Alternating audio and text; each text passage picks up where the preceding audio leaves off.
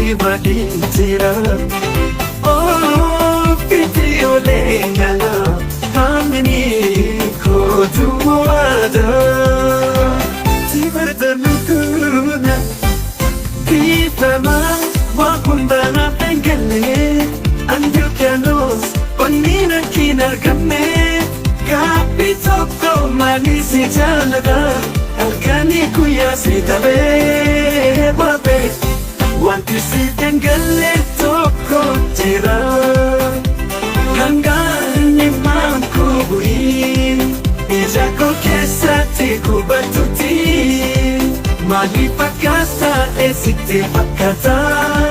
Yun say jalate agkasiti Siko paljisa Hamiko tuwada Di pa ma Don pa matang Di pa ma Wapunta na pingaling Andaw kianos Oninin kinagawne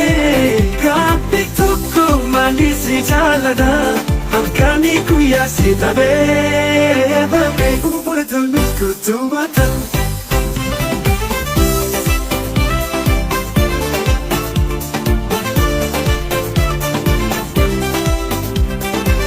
Tanaliku tugada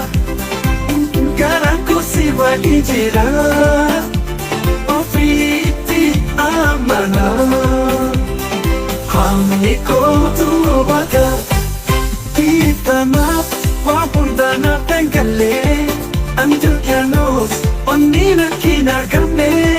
Kapitoko manisi jalada Alkani kuya sitabe Babe Kapitoko manisi jalada Alkani kuya sitabe Watututuwata